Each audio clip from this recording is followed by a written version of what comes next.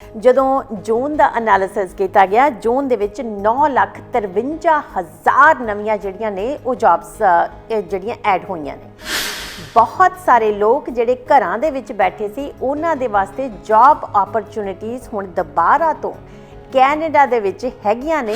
ਹੁਣ ਇਹ ਅਨਇੰਪਲੋਇਮੈਂਟ ਇਹ 13.7 ਤੋਂ ਘਟ ਕੇ 12.3% ਰਹਿ ਗਈ। ਜੇ ਤੁਹਾਨੂੰ ਜੌਬ ਚਾਹੀਦੀ ਹੈ, ਅੱਜ ਜੌਬਸ ਅਵੇਲੇਬਲ। ਜੇ ਕੋਈ ਕੈਨੇਡੀਅਨ ਸਿਟੀਜ਼ਨ ਆਪਣੀ ਇਸ ਕੰਟਰੀ ਤੋਂ ਬਾਹਰ ਰਹਿੰਦਾ ਹੈ, ਉਹਦਾ ਬਾਇਓਲੋਜੀਕਲ ਬੱਚਾ ਹੁੰਦਾ ਤਾਂ ਉਹ ਵੀ ਕੈਨੇਡੀਅਨ ਸਿਟੀਜ਼ਨ ਜਿਹੜਾ ਹੈ ਉਹਨੂੰ ਲੈਣ ਦਾ ਹੱਕਦਾਰ। ਬਾਇਓਲੋਜੀਕਲ ਦੇ ਵਿੱਚ ਇਹ ਹੈ ਕਿ ਇੱਕ ਹਸਬੈਂਡ ਐਂਡ ਵਾਈਫ ਨੇ ਜਦੋਂ ਇੱਕ ਬੱਚਾ ਹੋਇਆ, ਜੇ ਉਹਨਾਂ ਦੇ ਵਿੱਚੋਂ ਹਸਬੈਂਡ ਜਾਂ ਵਾਈਫ ਦੇ ਵਿੱਚੋਂ ਇੱਕ ਵੀ ਜਣਾ ਕੈਨੇਡੀਅਨ ਸਿਟੀਜ਼ਨ ਹੈ ਤਾਂ ਬੱਚਾ ਕੈਨੇਡੀਅਨ ਸਿਟੀਜ਼ਨ ਹੋਏਗਾ। ਇਹ ਜਿਹੜੀ ਹੁਣ ਜਿਹੜੇ ਗੇ ਨੇ, ਲੈਸਬੀਅਨ ਨੇ, ਇਹਨਾਂ ਨੂੰ ਇਕੱਠੇ ਰਹਿਣ ਦੀ ਇਜਾਜ਼ਤ ਮਿਲੀ ਤਾਂ ਇਹਨਾਂ ਦੇ ਬੱਚੇ ਜਿਹੜੇ ਹੈ ਉਹ ਬਹੁਤ ਵਾਰੀ ਬਾਇਓਲੋਜੀਕਲ ਜਿਹੜੇ ਇਹਨਾਂ ਦੇ ਨਹੀਂ ਕਹੇ ਜਾਂਦੇ। Good morning Canada and welcome to the morning show। Channel Punjabi ਵੇਖ ਰਹੇ ਸਾਰੇ ਦਰਸ਼ਕਾਂ ਦਾ ਨਿੱਘਾ ਸਵਾਗਤ। ਮੈਂ ਤੁਹਾਡੀ ਆਪਣੀ ਮੇਜ਼ਬਾਨ ਅੰਮ੍ਰਿਤ ਭੱਟੀ। ਦੋਸਤੋ, ਅੱਜ ਸੁਖੀ ਜੀ ਸਾਡੇ ਨਾਲ ਨਹੀਂ ਹੈਗੇ, ਸੋ ਅਸੀਂ ਉਹਨਾਂ ਨੂੰ ਬਹੁਤ ਮਿਸ ਕਰਦੇ ਹਾਂ। ਆਈ ਐਮ ਪ੍ਰੀਟੀ ਸ਼ੋਰ ਕਿ ਬਿਊਟੀਫੁਲ ਸੁਖੀ ਨੂੰ ਤੁਸੀਂ ਵੀ ਮਿਸ ਕਰਦੇ ਹੋਵੋਗੇ। ਉਹਨਾਂ ਦਾ ਬੋਲਣ ਦਾ ਆਪਣਾ ਹੀ ਅੰਦਾਜ਼ ਹੈ, ਸੋ ਚੰਗਾ ਲੱਗਦਾ ਜਦੋਂ ਅਸੀਂ ਹਰ ਰੋਜ਼ ਇੱਕੋ ਆਵਾਜ਼ ਸੁਣਦੇ ਹਾਂ ਅਤੇ ਉਸੇ ਤਰੀਕੇ ਨਾਲ ਇਹ ਸ਼ੋਅ ਜਿਹੜਾ ਹੈ ਉਹ ਸ਼ੁਰੂ ਹੁੰਦਾ। ਬਟ ਅੱਜ ਸਾਰੀ ਖਬਰਸਾਰ ਲੈ ਕੇ ਮੈਂ ਅੰਮ੍ਰਿਤ ਭੱਟੀ ਤੁਹਾਡੇ ਵਾਸਤੇ ਹਾਜ਼ਰ ਹਾਂ। ਸਭ ਤੋਂ ਪਹਿਲਾਂ ਗੱਲਬਾਤ ਸ਼ੁਰੂ ਕਰਦੇ ਹਾਂ ਜੀ ਬਹੁਤ ਹੀ ਪੋਜ਼ੀਟਿਵ, ਬਹੁਤ ਹੀ ਸੋਹਣੀ ਜੀ ਨਿਊਜ਼ ਤੋਂ। ਜਦੋਂ ਦਾ ਇਹ ਪੈਂਡੈਮਿਕ ਸ਼ੁਰੂ ਹੋਇਆ, ਜਦੋਂ ਦੀ ਇਹ ਮਹਾਮਾਰੀ ਸ਼ੁਰੂ ਹੋਈ ਹੈ, ਬੇਸਿਕਲੀ ਨਿਊਜ਼ ਇਹੀ ਆ ਰਹੀਆਂ ਸੀ ਕਿ ਸਾਰੇ ਦੇ ਸਾਰੇ ਜਿਹੜੇ ਬਿਜ਼ਨਸ ਨੇ ਉਹ ਬੰਦ ਹੈ। ਇਹ ਬਿਜ਼ਨਸ ਵੀ ਬੰਦ ਹੈ, ਉਹ ਵੀ ਬੰਦ ਹੈ, ਤੀਸਰਾ ਬੰਦ ਹੈ, ਸਾਰਾ ਕੁਝ ਬੰਦ ਹੈ, ਘਰੇ ਬੈਠੋ। ਅਨਇੰਪਲੋਇਮੈਂਟ, ਬੇਰੁਜ਼ਗਾਰੀ ਬਹੁਤ ਜ਼ਿਆਦਾ ਵੱਧ ਗਈ ਸੀ। ਮਈ ਦੇ ਵਿੱਚ ਜੇ ਅਸੀਂ ਵੇਖੀਏ ਤਾਂ ਬੇਰੁਜ਼ਗਾਰੀ ਜਿਹੜੀ ਸੀ ਉਹ 13.7% ਸੀ, ਜਿਹੜੀ ਕਿ ਸਕਾਈ ਹਾਈ ਸੀ।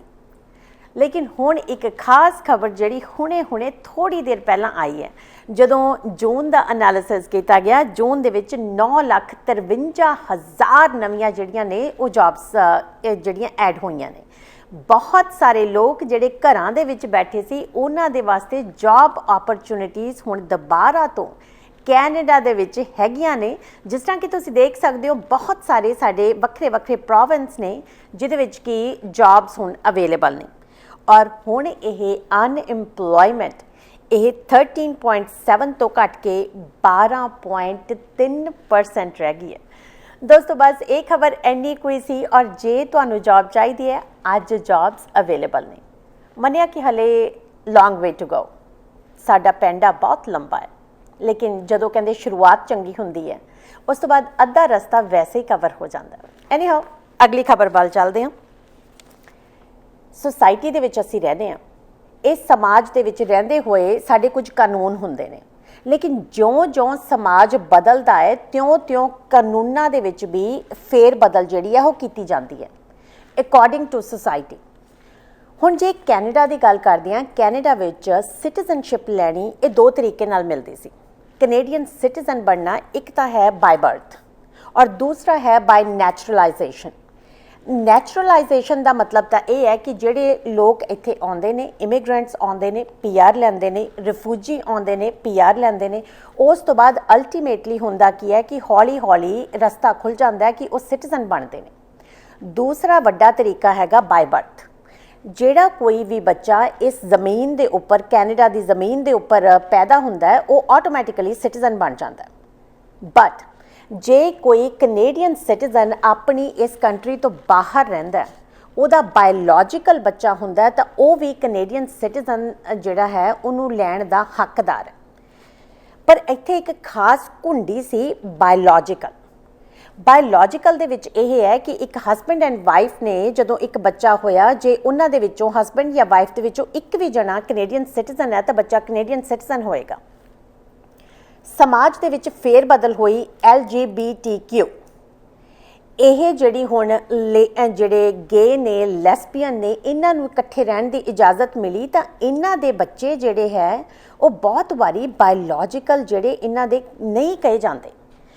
ਦੋ ਔਰਤਾਂ ਜਿਹੜੀਆਂ ਨੇ ਉਹ ਡੱਚ, ਇੱਕ ਔਰਤ ਡੱਚ ਸੀ, ਇੱਕ ਕੈਨੇਡੀਅਨ ਸੀ। ਉਹ ਦੋਨੋਂ ਯੂਰਪ ਦੇ ਵਿੱਚ ਰਹੀਆਂ, ਡੱਚ ਔਰਤ ਦੇ ਇੱਕ ਬੱਚਾ ਹੋਇਆ, ਜਦੋਂ ਉਹਨੇ ਕਨਸੀਵ ਕੀਤਾ, ਬੱਚਾ ਹੋਣ ਤੋਂ ਬਾਅਦ ਕੈਨੇਡੀਅਨ ਸਰਕਾਰ ਨੇ ਮਨਾ ਕਰਤਾ, ਕਹਿੰਦੇ ਜੀ ਇਹ ਬੱਚਾ ਕੈਨੇਡੀਅਨ ਔਰਤ ਦੇ ਨਹੀਂ ਹੋਇਆ, ਇਸ ਕਰਕੇ ਇਹਨੂੰ ਕੈਨੇਡੀਅਨ ਸਿਟੀਜ਼ਨਸ਼ਿਪ ਨਹੀਂ ਮਿਲਣੀ। ਵੈਲ ਇੱਥੇ ਗੱਲ ਖਤਮ ਹੋ ਗਈ। ਉਸ ਤੋਂ ਸਾਲ ਬਾਅਦ ਜਿਹੜੀ ਕੈਨੇਡੀਅਨ ਉਹਦੇ ਵਿੱਚੋਂ ਪਾਰਟਨਰ ਸੀ ਉਹਦੇ ਬੱਚਾ ਹੋਇਆ ਔਰ ਉਸ ਵੇਲੇ ਉਹਨੂੰ ਕੈਨੇਡੀਅਨ ਸਿਟੀਜ਼ਨਸ਼ਿਪ ਦਿੱਤੀ ਗਈ। ਫਿਰ ਇਹ ਜਿਹੜੇ ਦੋਨੋਂ ਸੀਗੇ, ਲਾਰੈਂਸ ਕੈਰੋਨ ਇਹ ਜਿਹੜੇ ਕੈਨੇਡੀਅਨ ਸੀ, ਐਂਡ ਐਲਸਚਾ ਵੈਨ ਡੀ ਵੈਨ ਜਿਹੜੇ ਕਿ ਡੱਚ ਸਿਟੀਜ਼ਨ ਸੀ, ਇਹਨਾਂ ਨੇ ਕੈਨੇਡਾ ਵਿੱਚ ਆਟਵਾ ਦੀ ਜਿਹੜੀ ਸੁਪੀਰੀਅਰ ਕੋਰਟ ਹੈ ਉਹਦੇ ਵਿੱਚ ਕੇਸ ਫਾਈਲ ਕੀਤਾ ਵੀ ਸਾਡੇ ਦੋ ਬੱਚੇ ਨੇ, ਇੱਕ ਨੂੰ ਤੁਸੀਂ ਕਹਿੰਦੇ ਹੋ ਕਿ ਉਹ ਕੈਨੇਡੀਅਨ ਸਿਟੀਜ਼ਨ ਬਣ ਸਕਦਾ, ਦੂਸਰੇ ਨੂੰ ਕਹਿੰਦੇ ਹੋ ਨਹੀਂ ਬਣ ਸਕਦਾ। ਚਾਹੇ ਉਹ ਕੈਨੇਡੀਅਨ ਸਿਟੀਜ਼ਨ ਦੇ ਗਰਭ ਦੇ ਵਿੱਚੋਂ ਪੈਦਾ ਨਹੀਂ ਹੋਇਆ, ਪਰ ਅਸੀਂ ਤਾਂ ਦੋਨੋਂ ਜਣੇ ਇੱਕ ਦੂਸਰੇ ਨਾਲ ਇਕੱਠੇ ਰਹਿੰਦੇ ਹਾਂ, ਵਿਆਹੇ ਹੋਏ ਹਾਂ, ਭਾਵੇਂ ਦੋ ਔਰਤਾਂ ਹੀ ਕਿਉਂ ਨਹੀਂ ਹਾਂ। ਅਲਟੀਮੇਟਲੀ ਬੜੀ ਲੰਬੀ ਫਾਈਟ ਤੋਂ ਬਾਅਦ ਹੁਣ ਕੱਲ ਇਹ ਡਿਸਾਈਡ ਕਰਤਾ ਗਿਆ ਔਰ ਅੱਜ ਸਾਰੀਆਂ ਰੂਲਿੰਗਸ ਜਿਹੜੀਆਂ ਨੇ ਉਹ ਆ ਜਾਣੀਆਂ ਨੇ ਕਿ LGBTQ ਦੇ ਵਿੱਚ ਵੀ ਜੇ ਕੋਈ ਬੱਚਾ ਉਹਨਾਂ ਦੇ ਬਾਹਰ ਵੀ ਹੁੰਦਾ, ਬਾਇਓਲੋਜੀਕਲ ਵੀ ਉਹਨਾਂ ਨੂੰ ਐਂ ਲੱਗਦਾ ਕਿ ਇਹ ਇਹਨਾਂ ਦਾ ਪੇਰੈਂਟ ਨਹੀਂ ਹੈ, ਤਾਂ ਵੀ ਉਸ ਬੱਚੇ ਨੂੰ ਬਾਏ ਬਰਥ ਪੈਦਾ ਹੁੰਦੇ ਸਾਰ ਕੈਨੇਡੀਅਨ ਸਿਟੀਜ਼ਨ ਜਿਹੜੀ ਹੈ ਸਿਟੀਜ਼ਨਸ਼ਿਪ ਉਹ ਦਿੱਤੀ ਜਾਇਆ ਕਰੇਗੀ। ਦੈਟ ਇਜ਼ ਵੈਰੀ ਗੁੱਡ, ਕਿਉਂਕਿ LGBTQ ਦੇ ਜਿਹੜਾ ਇਹ ਵਰਗ ਹੈ ਇਹ ਹਮੇਸ਼ਾ ਆਪਣੇ ਆਪ ਨੂੰ ਇਸ ਤਰ੍ਹਾਂ ਮਹਿਸੂਸ ਕਰਦਾ ਹੈ ਕਿ ਸਾਨੂੰ ਸਮਾਜ ਜਿਹੜਾ ਹੈ ਉਹ ਹਲੇ ਵੀ ਅਸੈਪਟ ਨਹੀਂ ਕਰ ਰਿਹਾ। ਔਰ ਇਹ ਬਹੁਤ ਵੱਡੀ ਇੱਕ ਮਿਸਾਲ ਹੈ ਜਿਸ ਹਿਸਾਬ ਨਾਲ ਕੈਨੇਡਾ ਨੇ ਉਹਨਾਂ ਨੂੰ ਸਮਾਜ ਦੇ ਵਿੱਚ ਇੱਕ ਦਰਜਾ ਦਿੱਤਾ, ਉਹਨਾਂ ਦੀ ਅੱਗੇ ਜਿਹੜੀ ਨਵੀਂ ਪੀੜ੍ਹੀ ਹੈ ਉਸ ਨੂੰ ਵੀ ਕੈਨੇਡੀਅਨ ਸਿਟੀਜ਼ਨਸ਼ਿਪ ਜਿਹੜੀ ਹੈਗੀ ਉਹ ਮੁਹੱਈਆ ਕਰਵਾਈ ਹੈ ਸਾਡੀ ਸਰਕਾਰ ਨੇ, which is a very good news.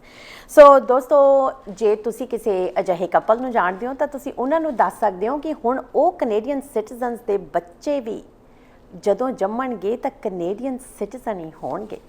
Well ਇਹ ਸੀ ਜੀ ਸਾਡੀ ਅੱਜ ਦੀ ਦੂਸਰੀ ਖਬਰ। ਹੁਣ ਚੱਲਦੇ ਹਾਂ ਸਾਡੀ ਅੱਜ ਦੀ ਤੀਸਰੀ ਖਬਰ ਦੇ ਵੱਲ। ਤੀਸਰੀ ਖਬਰ ਬੜੀ ਦੇਰ ਤੋਂ ਚਰਚਾ ਦੇ ਵਿੱਚ, ਟਿਕਟੌਕ ਬਹੁਤ ਹੀ ਫੇਮਸ ਐਪ ਜਿਹੜੀ ਕਿ ਇੱਕ ਚਾਈਨੀਜ਼ ਐਪ ਸੀਗੀ। ਤਕਰੀਬਨ ਸਾਰੀ ਦੁਨੀਆ ਦੇ 2 ਬਿਲੀਅਨ ਲੋਕ ਜਿਹੜੇ ਨੇ ਇਸ ਐਪ ਨੂੰ ਪਸੰਦ ਕਰਦੇ ਨੇ, ਉਹਨਾਂ ਨੇ ਡਾਊਨਲੋਡ ਕੀਤੀ ਹੈ ਔਰ ਇਹਦੇ ਵਿੱਚ 200 ਮਿਲੀਅਨ ਯੂਜ਼ਰ ਕੱਲਾ ਇੰਡੀਆ ਦੇ ਵਿੱਚ ਸੀ। 50% ਲੋਕ ਕੰਟੀਨਿਊਸਲੀ ਉਹਦੇ ਉੱਪਰ ਐਕਟਿਵ ਸੀ ਔਰ ਹਰ 5ਵਾਂ ਵਿਅਕਤੀ ਜਿਹੜਾ ਸੀ ਇਹਨੂੰ ਯੂਜ਼ ਕਰਦਾ ਸੀ। ਲੇਕਿਨ ਕਿਤੇ ਨਾ ਕਿਤੇ ਦੇਸ਼ ਭਗਤੀ ਵਾਲੀ ਗੱਲ ਚੱਲੀ, ਇੱਕ ਬਹੁਤ ਵੱਡੀ ਮੁਹਿੰਮ ਚੱਲੀ ਕਿ ਟਿਕਟੌਕ ਬੰਦ ਕਰੋ ਤੇ ਨਾਲ ਦੀ ਨਾਲ ਜਿੰਨੀਆਂ ਵੀ ਚਾਈਨੀਜ਼ ਐਪ ਨੇ ਸਾਰੀਆਂ ਬੰਦ ਕਰ ਦਿਓ। ਚਾਈਨਾ ਜਿਹੜਾ ਚੰਗਾ ਵਰਤੀਰਾ ਨਹੀਂ ਕਰ ਰਿਹਾ ਹੈਗਾ ਇੰਡੀਆ ਦੇ ਨਾਲ, ਕਿਉਂਕਿ ਲੜਾਈ ਚੱਲ ਰਹੀ ਸੀ। ਉਸ ਟਾਈਮ ਹੋਇਆ ਕਿ ਇਹ ਸਾਰੀਆਂ 59 ਐਪਸ ਜਿਹੜੀਆਂ ਸੀ ਇਹ ਚਾਈਨਾ ਦੇ ਵਿੱਚ ਜਿਹੜੀਆਂ ਐਪਸ ਬਣੀਆਂ ਸੀ ਇਹ ਇੰਡੀਆ 'ਚ ਬੰਦ ਹੋ ਗਈਆਂ। ਹੁਣ 40 ਮਿਲੀਅਨ ਯੂਜ਼ਰਸ ਇਹਦਾ ਅਮਰੀਕਾ ਦੇ ਵਿੱਚ ਹੈ। ਹੁਣ ਇਹ ਖਦਸ਼ਾ ਹੈ ਕਿ ਜਿੰਨੀ ਵੀ ਜਿਹੜੀ ਇਨਫੋਰਮੇਸ਼ਨ ਟਿਕਟੌਕ ਤੇ ਜਾਂਦੀ ਹੈ ਉਹ ਚਾਈਨਾ ਦੇ ਵਿੱਚ ਪਹੁੰਚਦੀ ਹੈ। ਹੁਣ ਰਿਲੇਸ਼ਨਸ਼ਿਪ ਕਿਤੇ ਚਾਈਨਾ ਦੇ ਤੇ US ਦੇ ਵੀ ਬਹੁਤੇ ਜ਼ਿਆਦਾ ਠੀਕ ਨਹੀਂ ਹੈਗੇ। US national security adviser Robert O'Brien ਇਹਨਾਂ ਨੇ ਕਿਹਾ ਹੈਗਾ, ਇਹ ਕਹਿੰਦੇ ਸਾਡੇ 2 ਬਿੱਲ ਨੇ ਪੈਂਡਿੰਗ ਹੈ ਜਿਹੜੇ US ਕਾਂਗਰਸ ਦੇ ਵਿੱਚ। ਅਸੀਂ ਇਹ ਬਿੱਲ ਪਾਏ ਹੋਏ ਨੇ ਕਿ ਜਿੰਨੇ ਵੀ US ਦੇ ਆਫੀਸ਼ੀਅਲਸ ਨੇ, ਫੈਡਰਲ ਆਫੀਸ਼ੀਅਲਸ ਨੇ, ਉਹ ਆਪਣੇ ਟਿਕਟੌਕ ਜੇ ਉਹਨਾਂ ਦੇ ਫੋਨ 'ਚ ਹੈਗੀ ਹੈ ਤਾਂ ਕੱਢ ਦਿਓ, ਕਿਉਂਕਿ ਤੁਹਾਡਾ ਸਾਰਾ ਡਾਟਾ ਜਿਹੜਾ ਉਹ ਚਾਈਨਾ ਜਾ ਰਿਹਾ।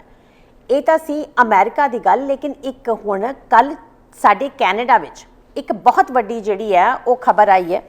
ਉਹ ਕੈਨੇਡਾ ਦੇ ਪ੍ਰੋਫੈਸਰ ਕੁਈਨ ਯੂਨੀਵਰਸਿਟੀ ਇਨ ਕਿੰਗਸਟਨ ਦੇ ਵਿੱਚ ਉਹਨਾਂ ਨੇ ਕਿਹਾ ਕਿ ਜੋ ਤੁਹਾਡੀ ਇਨਫੋਰਮੇਸ਼ਨ ਹੈ ਤੁਹਾਡੇ ਫੋਨ ਦੇ ਵਿੱਚ, ਚਾਹੇ ਉਹ ਤੁਹਾਡਾ ਨੋਟ ਪੈਡ ਹੀ ਕਿਉਂ ਨਾ ਹੈ ਜਿਹਦੇ ਵਿੱਚ ਕਿ ਤੁਸੀਂ ਆਪਣੇ ਬੈਂਕ ਦੀ ਇਨਫੋਰਮੇਸ਼ਨ ਲਿਖਦੇ ਹੋ, ਉਹਦੇ ਵਿੱਚ ਬੈਂਕ ਦਾ ਪਾਸਵਰਡ ਲਿਖਦੇ ਹੋ, ਉਹਦੇ 'ਚ ਹੋਰ ਬਹੁਤ ਸਾਰੇ ਤੁਹਾਡੇ ਪਾਸਵਰਡ ਹੈ, ਜੇ ਤੁਹਾਡੇ ਫੋਨ ਦੇ ਵਿੱਚ ਟਿਕਟੌਕ ਹੈ ਇਹ ਸਾਰੀ ਇਨਫੋਰਮੇਸ਼ਨ ਟਿਕਟੌਕ ਦੇ ਕੋਲੇ ਹੈ।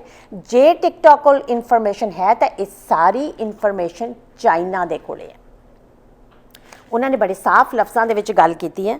ਉਹ ਕਹਿੰਦੇ ਮੈਂ ਤੁਹਾਨੂੰ ਹੋਰ ਕੁਝ ਨਹੀਂ ਕਹਿਣਾ ਚਾਹੁੰਦਾ, ਪਰ ਜੇ ਤੁਸੀਂ ਟਿਕਟੌਕ ਆਪਣੇ ਫੋਨ ਦੇ ਵਿੱਚ ਪਾਈ ਹੋਈ ਹੈ, ਹੋ ਸਕਦਾ ਤੁਹਾਡੇ ਬੈਂਕ ਅਕਾਊਂਟ ਖਾਲੀ ਹੋ ਜਾਣ ਔਰ ਤੁਹਾਨੂੰ ਪਤਾ ਵੀ ਨਾ ਲੱਗੇ।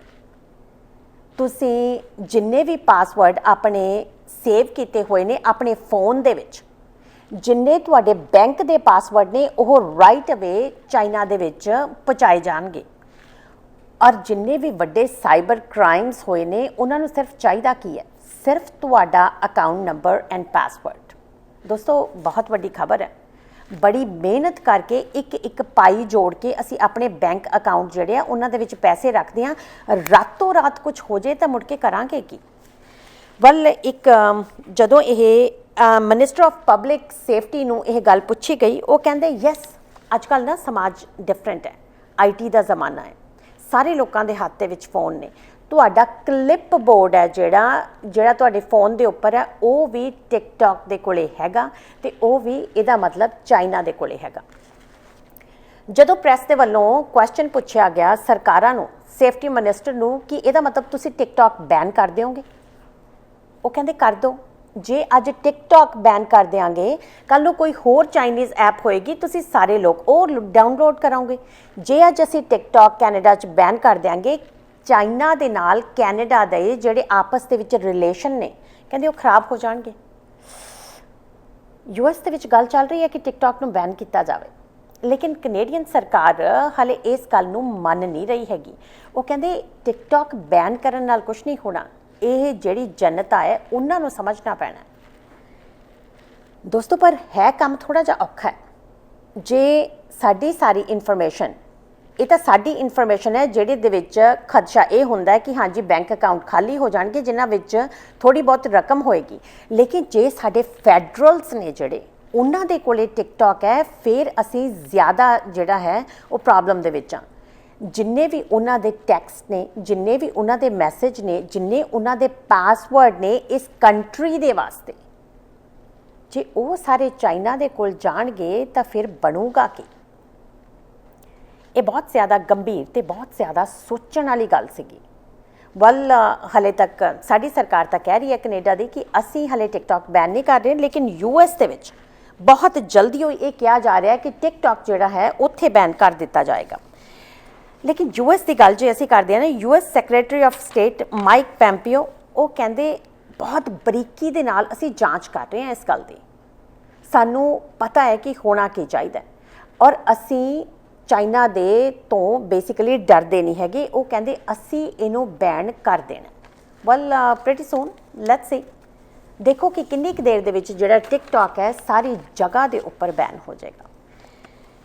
ਹੁਣ ਜੇ ਅਸੀਂ US ਦੀ ਗੱਲ ਕੀਤੀ ਹੈ ਤਾਂ US ਦੀ ਇੱਕ ਹੋਰ ਖਾਸ ਖਬਰ ਜਿਹੜੀ ਪਹਿਲਾਂ ਵੀ ਅਸੀਂ ਕੁਝ ਦਿਨ ਪਹਿਲਾਂ ਤੁਹਾਡੇ ਨਾਲ ਸ਼ੇਅਰ ਕੀਤੀ ਸੀ, ਉੱਥੇ ਦੇ ਇਮੀਗ੍ਰੇਸ਼ਨ ਦੇ ਵਿੱਚ ਇੱਕ ਖਾਸ ਅਨਾਊਂਸਮੈਂਟ ਹੋਈ ਸੀ ਵੀ ਜਿੰਨੇ ਵੀ ਸਾਰੇ ਇੰਟਰਨੈਸ਼ਨਲ ਸਟੂਡੈਂਟਸ ਨੇ, ਉਹ ਲੋਕ ਜਿਹੜੇ ਕਿ ਇਨ ਪਰਸਨ ਕਲਾਸਰੂਮ ਦੇ ਵਿੱਚ ਨਹੀਂ ਜਾਣਗੇ, ਉਹਨਾਂ ਨੂੰ ਵਾਪਸ ਭੇਜ ਦਿੱਤਾ ਜਾਵੇ। ਆਈਸ ਨੇ, US immigration and custom enforcement ਨੇ ਕਿਹਾ ਸੀ ਜਾਂ ਤਾਂ ਜਿਹੜੇ ਉਹ ਵਿਦਿਆਰਥੀ ਨੇ ਆਪੇ ਚਲੇ ਜਾਣ ਜਾਂ ਫਿਰ ਉਹ ਫੋਰਸ ਯੂਜ਼ ਕਰਕੇ ਆਈਸ ਜਿਹੜੀ ਹੈ ਉਹਨਾਂ ਨੂੰ ਵਾਪਸ ਭੇਜੇਗੀ। ਇਹਦੇ ਵਿੱਚ F1 ਤੇ M1 ਇਸ ਵੀਜ਼ੇ ਤੇ 1 ਮਿਲੀਅਨ ਸਟੂਡੈਂਟ ਜਿਹੜਾ ਹੈਗਾ ਉਹ US ਦੇ ਵਿੱਚ ਪੜ੍ਹ ਰਿਹਾ, ਜਿਹੜੇ ਕਿ ਸਾਰੇ ਸਟੂਡੈਂਟਸ ਦੀ 5.5% ਪੂਰੀ ਆਬਾਦੀ ਹੈ। ਹੁਣ ਉਹਦੇ ਵਿੱਚੋਂ 48% ਚਾਈਨੀਜ਼ ਹੈ ਤੇ 26% ਇੰਡੀਅਨ ਹੈ, ਮਤਲਬ 50% ਤੋਂ ਉੱਪਰ ਸਾਰਾ ਏਸ਼ੀਆ ਦਾ ਬੱਚਾ ਜਿਹੜਾ ਹੈਗਾ ਉੱਥੇ ਪੜ੍ਹ ਰਿਹਾ। ਇਹ ਸਾਰੇ ਨੂੰ ਵੇਖਦੇ ਹੋਏ ਜਦੋਂ ਇਹ ਅਨਾਊਂਸਮੈਂਟ ਕੀਤੀ ਗਈ, ਸਾਰੇ ਦੇ ਸਾਰੇ ਜਿੰਨੇ ਵਿਦਿਆਰਥੀ ਸੀ ਉਹਨਾਂ ਦੇ ਵਿੱਚ ਬੇਸਿਕਲੀ ਖਲਬਲੀ ਮਚ ਗਈ ਕਿ ਹੁਣ ਇੰਨੇ ਪੈਸੇ ਦਿੱਤੇ ਹੋਏ ਨੇ, ਹੁਣ ਅਸੀਂ ਕਰਨਾ ਕੀ ਹੈ। ਜੇ ਦੋਸਤੋ ਸਿੰਪਲੀ ਇੱਕ ਵਰਡਸ ਦੇ ਵਿੱਚ ਦੱਸਿਆ ਜਾਵੇ, ਬਹੁਤ ਸਾਰੇ ਜਿਹੜੇ ਸਟੂਡੈਂਟਸ ਨੇ, ਸਟੂਡੈਂਟ ਫੀਸ 2018 ਦੇ ਵਿੱਚ, ਇਕੱਲੀ 2018 ਦੇ ਵਿੱਚ ਚਾਈਨਾ, ਇੰਡੀਆ ਤੇ ਸਾਊਥ ਕੋਰੀਆ, ਸਿਰਫ ਇਹ 3 ਜਿਹੜੇ ਕੰਟਰੀਜ਼ ਨੇ ਉਹਨਾਂ ਤੋਂ US ਨੂੰ ਪਤਾ ਕਿੰਨੀ ਆਈ, $25 ਬਿਲੀਅਨ। ਔਰ ਇਹ ਜਾਂਦੀ ਕਿਹਨੂੰ ਹੈ, ਯੂਨੀਵਰਸਿਟੀਜ਼ ਤੇ ਸਕੂਲਸ ਤੇ ਨਾਲ ਦੀ ਨਾਲ ਕਾਲਜਸ। 25 ਬਿਲੀਅਨ ਸਿਰਫ ਇਹ 3 ਕੰਟਰੀਜ਼ ਦੇ ਵਿੱਚੋਂ ਆਈ ਹੈ ਤੇ ਹੋਰ ਜਿੰਨੀ ਸਾਰੀ ਦੁਨੀਆ ਤੋਂ ਲੋਕ ਆਉਂਦੇ ਨੇ ਉਹਨਾਂ ਦੀ ਫੀਸ ਹਲੇ ਵੱਖਰੀ ਪਈ ਹੈ। ਜਦੋਂ ਇਹ ਸਾਰੀ ਅਨਾਊਂਸਮੈਂਟ ਹੋਈ ਤਾਂ ਯੂਨੀਵਰਸਿਟੀਆਂ ਨੂੰ, ਜਿਹੜੇ ਕਾਲਜਸ ਨੇ, ਉਹਨਾਂ ਨੂੰ ਬੇਸਿਕਲੀ ਸੱਤੇ ਕੱਪੜੇ ਅੱਗ ਲੱਗ ਗਈ ਕਿ ਇਹ ਜਿਹੜੇ ਸਟੂਡੈਂਟ ਵਾਪਸ ਚਲੇ ਗਏ ਤੇ ਅਸੀਂ ਇਹਨਾਂ ਦੇ ਪੈਸੇ ਮੋੜਨੇ ਕਿੱਥੋਂ ਹੈ। ਜਿਹੜੀ ਹੁਣ ਅੱਜ ਕੱਲ੍ਹ ਸਾਰੀ ਦੀ ਸਾਰੀ ਇਕੋਨਮੀ US ਦੀ ਬੰਦ ਹੈ, ਅਨਇੰਪਲੋਇਮੈਂਟ ਸਕਾਈ ਹਾਈ ਹੈ, ਅਸਮਾਨਾਂ ਨੂੰ ਛੂਹ ਰਹੀ ਹੈ। ਯੂਨੀਵਰਸਿਟੀਜ਼ ਜਿਹੜੀਆਂ ਨੇ ਸਾਰੀਆਂ ਕਲਾਸਿਸ ਬੰਦ ਕਰਕੇ ਆਨਲਾਈਨ ਕਰ ਰਹੀਆਂ ਨੇ। ਉਹ ਕਹਿੰਦੇ ਜਦੋਂ ਅਸੀਂ ਸਫ਼ਰ ਕਰ ਰਹੇ ਹਾਂ ਉਦੋਂ ਸਾਡੀ ਸਰਕਾਰ ਸਾਨੂੰ ਹੋਰ ਦਬਾ ਰਹੀ ਹੈ। ਉਹ ਕਹਿੰਦੇ ਜੇ ਸਾਡੇ ਆਹ ਸਟੂਡੈਂਟ ਸਾਰੇ ਦੇ ਸਾਰੇ ਵਾਪਸ ਚਲੇ ਗਏ ਤਾਂ ਅਸੀਂ ਖਰਚੇ ਕਿੱਥੋਂ ਕੱਢਣੇ ਹੈ। ਇਹ ਸਾਰੇ ਨੂੰ ਵੇਖਦੇ ਹੋਏ ਸਟੂਡੈਂਟਸ ਵੱਲੋਂ ਤਾਂ ਡੈਫੀਨੇਟਲੀ ਅਪੀਲ ਜਿਹੜੀ ਸੀ ਉਹ ਇੱਕ ਕੀਤੀ ਗਈ ਕਿ ਪਲੀਜ਼ ਸਾਨੂੰ ਇੱਥੇ ਰਹਿਣ ਦਿਓ। ਲੇਕਿਨ ਇੱਕ ਬਹੁਤ ਵੱਡੀ ਹੋਰ ਖਬਰ ਹੈ ਕਿ ਦੋ ਵੱਡੀਆਂ ਯੂਨੀਵਰਸਿਟੀਜ਼ ਨੇ, ਇੱਕ ਤਾਂ ਹਾਰਵਰਡ ਯੂਨੀਵਰਸਿਟੀ ਔਰ ਦੂਸਰੀ MIT ਮੈਸੇਚਿਊਸੇਟ ਇੰਸਟੀਟਿਊਸ਼ਨ ਆਫ ਟੈਕਨੋਲੋਜੀ, ਉਹਨਾਂ ਨੇ ਟਰੰਪ ਐਡਮਿਨਿਸਟ੍ਰੇਸ਼ਨ ਦੇ ਉੱਪਰ ਸੂਹ ਕਰਤਾ। ਉਹ ਕਹਿੰਦੇ ਆਈਸ ਨੇ ਜਿਹੜਾ ਇਹ ਡਿਸੀਜ਼ਨ ਲਿਆ ਇਹ ਸਰਾਸਰ ਗਲਤ ਹੈ। ਇਸ ਤਰ੍ਹਾਂ ਤੁਸੀਂ ਕਿਸੇ ਵੀ ਬੱਚੇ ਨੂੰ, ਕਿਸੇ ਵਿਦਿਆਰਥੀ ਨੂੰ ਐਂ ਥੋੜ੍ਹਾ ਹੈਗਾ ਵੀ ਜਦੋਂ ਮਰਜ਼ੀ ਉਹਨਾਂ ਨੂੰ ਤੁਸੀਂ ਚਾਹਿਆ ਜਦੋਂ ਮਰਜ਼ੀ ਬੁਲਾ ਲਿਆ, ਜਦੋਂ ਮਰਜ਼ੀ ਚਾਹਿਆ ਉਹਨਾਂ ਨੂੰ ਤੁਸੀਂ ਬਾਹਰ ਭੇਜਤਾ। ਉਹ ਕਹਿੰਦੇ ਇਹ ਗਲਤ ਹੈ। ਮੈਸੇਚਿਊਸੇਟਸ ਦੇ ਵਿੱਚ ਹਜ਼ਾਰਾਂ ਸਟੂਡੈਂਟ ਜਿਹੜੇ ਨੇ ਉਹ ਪੜ੍ਹਦੇ ਨੇ ਔਰ ਉੱਥੋਂ ਦੇ ਅਟਾਰਨੀ ਜਨਰਲ ਮੌਰਾ ਹੈਲੀ ਉਹਨਾਂ ਨੇ ਕਿਹਾ ਹੈਗਾ ਕਿ ਇਹ ਡਿਸੀਜ਼ਨ, ਇਹ ਫੈਸਲਾ ਇਹ ਸਰਾਸਰ ਗਲਤ ਹੈ ਅਤੇ ਅਸੀਂ ਇਹਨੂੰ ਚੈਲੰਜ ਕਰਾਂਗੇ। ਔਰ ਇਸ ਦੇ ਨਾਲ ਸਭ ਤੋਂ ਵੱਡੀ ਗੱਲ ਹੈ ਫੈਡਰਲ ਕੋਰਟ ਆਫ ਬੋਸਟਨ ਦੇ ਵਿੱਚ ਇਹ ਫੈਸਲੇ ਦੇ ਬਰਖਿਲਾਫ ਰਿਸਟ੍ਰੇਨਿੰਗ ਆਰਡਰ ਜਿਹੜੇ ਨੇ ਉਹਨਾਂ ਦੀ ਮੰਗ ਕੀਤੀ ਗਈ ਹੈ। ਬਹੁਤ ਘੱਟ ਹੋਇਆ ਵੀ ਸਰਕਾਰਾਂ ਦੇ ਉੱਪਰ ਇਸ ਹਿਸਾਬ ਨਾਲ ਯੂਨੀਵਰਸਿਟੀਆਂ ਜਿਹੜੀਆਂ ਨੇ ਉਹ ਸੂਹ ਕਰ ਦੇਣ। Well executive director of president alliance on higher education and immigration ਉਹਨਾਂ ਨੇ ਕਿਹਾ ਸਿੰਪਲੀ ਗੱਲ ਐਡੇ ਵੱਡੇ ਪਦ ਦੇ ਉੱਪਰ ਉਹ ਜਾ ਕੇ ਉਹ ਕਹਿੰਦੇ ਇਹ ਸਾਰੀ ਦੀ ਸਾਰੀ ਜਿੰਨੀ ਵੀ ਹੁਣ ਤੱਕ ਕਹਾਣੀਆਂ ਨੇ ਇਹਦੇ 'ਚੋਂ ਇੱਕੋ ਚੀਜ਼ ਸਾਹਮਣੇ ਉੱਭਰ ਕੇ ਆਉਂਦੀ ਹੈ ਅਤੇ ਉਹ ਹੈ ਸਾਡੇ ਨੇਤਾ ਜਿਹੜੇ ਨੇ, ਸਾਡੇ ਪੋਲੀਟੀਕਲ ਲੀਡਰਸ, ਉਹਨਾਂ ਦੀ ਸੋਚ। Well let's hope for the best ਕਿ ਜਿਹੜਾ ਸਾਰਾ ਕੁਝ ਠੀਕ ਹੋ ਜਾਏ, ਬਿਕਾਜ਼ ਅਦਰਵਾਈਜ਼ ਬਹੁਤ ਵੱਡੀ ਗਿਣਤੀ ਦੇ ਵਿੱਚ 1 ਮਿਲੀਅਨ ਸਟੂਡੈਂਟ ਨੂੰ ਇਹਦਾ ਅਫੈਕਟ ਪੈ ਜਾਣਾ। ਔਰ ਇਕੱਲੇ 1 ਮਿਲੀਅਨ ਸਟੂਡੈਂਟਸ ਨਹੀਂ ਹੁੰਦੇ ਜਦੋਂ ਅਜਿਹੇ ਇਫੈਕਟਸ ਹੁੰਦੇ ਨੇ, ਉਸ ਵਕਤ ਹੋਰ ਬਹੁਤ ਸਾਰੇ ਫੈਮਲੀਜ਼ ਵੀ ਉਹਨਾਂ ਦੇ ਨਾਲ ਹੁੰਦੀਆਂ ਨੇ। ਐਨੀ ਹਾਊ US ਦੇ ਵਿੱਚ ਕਰੋਨਾ ਵਾਇਰਸ ਦੇ ਕਰਕੇ ਬਹੁਤ ਕੁਝ ਚੇਂਜਿਸ ਆ ਰਹੀਆਂ, ਜਿਵੇਂ ਕਿ ਯੂਨੀਵਰਸਿਟੀਜ਼ ਉੱਥੇ ਚੇਂਜਿਸ ਇਹ ਵੀ ਆਈਆਂ ਨੇ ਕਿ ਕੇਸਿਸ ਬਹੁਤ ਜ਼ਿਆਦਾ ਵੱਧ ਗਏ ਨੇ। ਅਮਰੀਕਾ ਕੈਨੇਡਾ ਦੇ ਬਾਰਡਰਸ ਨੇ ਜਿਹੜੇ ਉਹ ਬੰਦ ਨੇ। ਅਸੀਂ ਬਹੁਤ ਖੁਸ਼ ਹਾਂ ਕਿ ਬਾਰਡਰਸ ਬੰਦ ਨੇ ਕਿਉਂਕਿ ਜਿਹੜੇ ਕੇਸਿਸ ਨੇ US ਦੇ ਵਿੱਚ ਕੱਲ੍ਹ ਜਿਵੇਂ 63,000 ਦੇ ਨੇੜੇ ਕੇਸ ਆਏ। ਜੇ ਟੋਟਲ ਦੀ ਗੱਲ ਕਰਦੇ ਹਾਂ 1,24,30,000 ਹੁਣ ਤੱਕ ਦੇ ਟੋਟਲ ਕੇਸ ਨੇ, ਇਦੋਂ ਜ਼ਿਆਦਾ ਨੇ। ਉਹਦੇ ਵਿੱਚੋਂ 32,22,000 ਤੋਂ ਉੱਪਰ ਇਕੱਲੇ ਅਮਰੀਕਾ ਦੇ ਵਿੱਚ ਨੇ। ਪਿਛਲੇ 3 ਦਿਨਾਂ ਤੋਂ 60,000 ਤੋਂ ਉਹਨਾਂ ਦੀ ਗਿਣਤੀ ਰੋਜ਼ ਅੱਪ ਰਹੀ ਹੈ। ਹਰ ਰੋਜ਼ 60,000 ਨਵੇਂ ਕੇਸ, 60,000 ਪਲੱਸ। ਔਰ ਹੁਣ ਜੀ ਇੱਕ ਪ੍ਰੇਮ ਪੱਤਰ ਆਇਆ ਜੀ US ਤੋਂ ਕੈਨੇਡਾ ਵੱਲ ਨੂੰ। ਉਹਨਾਂ ਨੇ ਕਿਹਾ ਹੈਗਾ 29 ਲਾ ਜਿਹੜੇ ਨੇਗੇ ਮੇਕਰਸ, ਫੈਡਰਲ ਲਾ ਮੇਕਰਸ, ਉਸ ਤੋਂ ਬਾਅਦ ਨਿਊਯਾਰਕ ਦੇ ਜਿਹੜੇ ਰਿਪਰੈਜ਼ੈਂਟੇਟਿਵ ਬਲੇਅਰ ਹਿਗਨਸ, ਉਹਨਾਂ ਨੇ ਕਿਹਾ ਜੀ ਪਲੀਜ਼ ਇਹ ਜਿਹੜੇ ਬਾਰਡਰਸ ਨੇ ਇਹਨਾਂ ਨੂੰ ਖੋਲ੍ਹ ਦਿਓ। ਗੱਲ ਸਿੰਪਲ ਐਨੀ ਕੀਤੀ ਗਈ ਹੈ ਕਿ ਸਾਡੇ public safety minister bill Blair ਨੂੰ ਇਹ ਚਿੱਠੀ ਆਈ ਹੈ ਅਤੇ ਉਹਦੇ ਵਿੱਚ ਗੱਲਬਾਤ ਕੀਤੀ ਗਈ ਹੈ ਕਿ ਜਿਹੜੇ ਬਾਰਡਰ ਨੇ ਨਾ ਬੜੀ ਦੇਰ ਦੇ ਬੰਦ ਨੇ। ਨਾਨ ਅਸੈਂਸ਼ੀਅਲ ਟਰੈਵਲ ਬੜੀ ਦੇਰ ਦਾ ਬੰਦ ਹੈ। ਪਲੀਜ਼ ਖੋਲ੍ਹੋ ਇਹਨਾਂ ਨੂੰ, ਇਹ ਚੰਗਾ ਨਹੀਂ ਲੱਗਦਾ ਹੈਗਾ। ਫਲ ਪਤਾ ਨਹੀਂ ਅਮਰੀਕਨਸ ਨੂੰ ਸਮਝ ਕਿਉਂ ਨਹੀਂ ਆਉਂਦੀ ਹੈਗੀ ਕਿ ਹਾਲਾਤ ਕਿਸ ਤਰ੍ਹਾਂ ਦੇ ਚੱਲ ਰਹੇ ਨੇ। ਉਹ ਕਹਿੰਦੇ ਸਾਡੇ ਬਹੁਤ ਸਾਰੇ ਲੋਕਾਂ ਦੀ ਬਿਜ਼ਨਸ ਹੈ ਉੱਧਰ, ਉਹਨਾਂ ਦੀਆਂ ਫੈਮਲੀਜ਼ ਦੇ ਜਾਣਾ ਪੈਣਾ। ਵੈਲ ਜੇ ਕੋਈ ਸਮਝਣ ਵਾਲਾ ਹੋਵੇ ਤਾਂ ਅਸੈਂਸ਼ੀਅਲ ਟਰੈਵਲ ਹਾਲੇ ਵੀ ਖੁੱਲ੍ਹਾ ਹੈ। ਬਟ ਬੜੇ ਹੀ ਪਿਆਰ ਦੇ ਨਾਲ ਸਾਡੇ ਜਿਹੜੇ ਹੋਮਲੈਂਡ ਜਿਹੜੇ ਉਹ ਨੇ ਪਬਲਿਕ ਮਿਨਿਸਟਰ ਨੇ ਬਿਲ ਬਲੇਅਰ, ਉਹਨਾਂ ਨੇ ਬੜੇ ਹੀ ਪਿਆਰ ਦੇ ਨਾਲ ਚਿੱਠੀ ਵਾਪਸ ਕੀਤੀ ਹੈ ਜੀ। ਵੈਰੀ ਗੁੱਡ ਕਿ ਤੁਸੀਂ ਸਾਨੂੰ ਅਪਰੋਚ ਕੀਤੀ, ਪਰ ਹਾਲੇ ਇਹ ਬਾਰਡਰ ਨਹੀਂ ਖੁੱਲ੍ਹਣੇ। ਜਿਵੇਂ ਕੱਲ੍ਹ ਤੁਹਾਨੂੰ ਦੱਸਿਆ ਸੀ, ਹੋ ਸਕਦਾ ਹੈ ਕਿ ਇਹ ਬਾਰਡਰ ਜਿਹੜੇ ਆ ਉਹ ਦਸੰਬਰ ਤੱਕ ਨਾ ਖੁੱਲ੍ਹਣ, ਔਰ ਖੁੱਲ੍ਹਣੇ ਚਾਹੀਦੇ ਵੀ ਨਹੀਂ ਹੈ। ਸਾਰਾ ਕੁਝ ਚੇਂਜ ਹੋ ਰਿਹਾ, ਜ਼ਿੰਦਗੀਆਂ ਬਦਲ ਗਈਆਂ, ਸਮਝ ਹੀ ਨਹੀਂ ਆਉਂਦੀ ਕਿ ਚਾਰ ਚੁਫੇਰੇ ਹੋ ਕੀ ਰਿਹਾ। ਔਰ ਜਦੋਂ ਹੁਣ ਇਹ ਸਾਡੇ ਕੈਨੇਡਾ ਦੇ ਵਿੱਚ ਪੈਂਡੈਮਿਕ ਕੰਟਰੋਲ ਹੈ ਨਾ, ਉਸ ਵਕਤ ਸਰਕਾਰ ਇਹਦੇ ਵਿੱਚੋਂ ਇਕੋਨਮੀ ਨੂੰ ਰਨ ਕਰਨ ਵਾਸਤੇ ਪੂਰਾ ਜ਼ੋਰ ਲਾ ਰਹੀ ਹੈ। ਸਰਕਾਰਾਂ ਨੇ ਇੱਕ ਖਾਸ ਗੱਲ ਹੋਰ ਵੀ ਕੀਤੀ ਹੈ। ਸਾਡੇ BC ਦੇ ਵਿੱਚ ਇੱਕ ਬਹੁਤ ਵਧੀਆ ਗੱਲ ਜਿਹੜੀ ਹੈ ਉਹ ਸਾਹਮਣੇ ਆਈ ਹੈ। ਉਹ ਕਹਿੰਦੇ BC ਦੇ ਵਿੱਚ ਜਿਹੜੇ ਨਾਰਥ ਵੈਨਕੂਵਰ ਅਤੇ ਪੋਰਟ ਕੋਕਿਟਲਾ, ਇਹ 2 ਥਾਵਾਂ ਦੇ ਉੱਪਰ ਉਹ ਕਹਿੰਦੇ ਤੁਸੀਂ ਜਿਹੜੇ ਪਾਰਕ ਨੇ ਉਹਨਾਂ ਦੇ ਵਿੱਚ ਸ਼ਰਾਬ ਪੀ ਸਕਦੇ ਹੋ। ਪਾਰਕਾਂ ਦੇ ਵਿੱਚ ਸ਼ਰਾਬ, ਪਹਿਲਾਂ ਤਾਂ ਇਹ ਬਹੁਤ ਅਜੀਬ ਲੱਗਿਆ, ਲੇਕਿਨ ਹੌਲੀ ਹੌਲੀ ਜਦੋਂ ਪਾਰਕਾਂ ਦੇ ਵਿੱਚ ਸ਼ਰਾਬ ਅਲਾਉਡ ਹੋਈ ਤੇ ਉੱਥੇ ਜਾ ਕੇ ਲੋਕਾਂ ਨੇ ਪੀਤੀ, ਫਿਰ ਲੋਕਾਂ ਨੇ ਕਿਹਾ ਵੀ ਨਹੀਂ, ਇਟਸ ਨਾਟ ਬੈਡ। ਹੋਇਆ ਕਿ ਜਿਹੜੇ ਆਪਣੇ ਪੋਰਟ ਕੋਕਟਲਮ ਦੇ ਮੇਅਰ ਨੇ ਬ੍ਰੈਡ ਵੈਸਟ, ਉਹਨਾਂ ਨੇ ਕਿਹਾ ਕਿ ਜਿਹੜੇ ਅਡਲਟਸ ਨੇ ਨਾ, ਅਡਲਟਸ ਨੂੰ ਅਡਲਟਸ ਦੇ ਵਾਂਗੂ ਰਾਈਟਸ ਦਿਓ। ਉਹ ਕਹਿੰਦੇ ਸਾਡੇ ਇੱਥੇ ਸਾਰਾ ਕੁਝ ਠੀਕ ਹੈ, ਪੋਰਟ ਕੋਕਟਲਮ ਦੇ ਵਿੱਚ ਸ਼ਰਾਬ ਪੀਤੀ ਜਾ ਰਹੀ ਹੈ ਪਾਰਕ ਦੇ ਵਿੱਚ, ਔਰ ਕੋਈ ਸਾਨੂੰ ਕੰਪਲੇਂਟ ਅੱਜ ਤੱਕ ਨਹੀਂ ਆਈ। ਵੈਸੇ ਇੱਕ ਗੱਲ ਮੈਂ ਦੱਸਣਾ ਜ਼ਰੂਰੀ ਸਮਝਦੀ ਹਾਂ, BC liquor control and licensing regulations ਹੁੰਦੀ ਹੈ ਜਿਹੜੀ ਕਿ ਇਹ ਸਾਰੇ ਲਾਇਸੈਂਸ ਦਿੰਦੀ ਹੈ ਕਿ ਤੁਸੀਂ ਕਿੱਥੇ ਸ਼ਰਾਬ ਜਿਹੜੀ ਹੈਗੀ ਇਹ ਪੀ ਸਕਦੇ ਹੋ। ਪਹਿਲੀ ਵਾਰੀ ਪਾਰਕਸ ਦੇ ਵਿੱਚ ਮਿਲੀ ਹੈ BC ਦੇ ਵਿੱਚ। ਹੁਣ ਦੂਸਰੀ ਵੱਡੀ ਗੱਲ ਕਿ ਇਹ ਸਿਰਫ ਨਾਰਥ ਵੈਨਕੂਵਰ ਤੇ ਪੋਰਟ ਕੋਕਟਲਮ 'ਚ ਕਿਉਂ, ਸਰੀ 'ਚ ਕਿਉਂ ਨਹੀਂ? ਸਰੀ ਦੇ ਪਾਰਕਾਂ ਦੇ ਵਿੱਚ ਕੀ ਤੁਸੀਂ ਚਾਹੋਗੇ ਕਿ ਲੋਕ ਸ਼ਰਾਬ ਪੀਣ? ਸੋਚਣ ਵਾਲੀ ਗੱਲ ਹੈ। ਸਰੀ 'ਚ ਆਪਣੀ ਬਹੁਤ ਸੰਘਣੀ ਪਾਪੂਲੇਸ਼ਨ ਹੈ, ਔਰ ਪੰਜਾਬੀ ਪਾਪੂਲੇਸ਼ਨ ਜੇ ਤੁਸੀਂ ਅੰਕੜੇ ਵੇਖਦੇ ਹੋ ਨਾ ਤਾਂ ਸ਼ਰਾਬ ਦੇ ਵਿੱਚ ਉਹਨਾਂ ਦਾ ਨੰਬਰ ਕਾਫੀ ਉੱਚਾ ਆਉਂਦਾ ਹੈ, ਔਰ ਪੀ ਕੇ ਫਿਰ ਲਲਕਾਰੇ ਮਾਰਨ ਵਾਲੀ ਗੱਲਾਂ ਵੀ ਜਿਹੜੀਆਂ ਉਹ ਨਾਲ ਆਉਂਦੀਆਂ ਨੇ। ਵੈਲ ਦੋਸਤੋ, ਵਾਟ ਡੂ ਯੂ ਥਿੰਕ ਕਿ ਸਰੀ ਦੇ ਪਾਰਕਾਂ ਦੇ ਵਿੱਚ ਕੀ ਸ਼ਰਾਬ ਪੀਣ ਦੀ ਇਜਾਜ਼ਤ ਮਿਲਣੀ ਚਾਹੀਦੀ ਹੈ?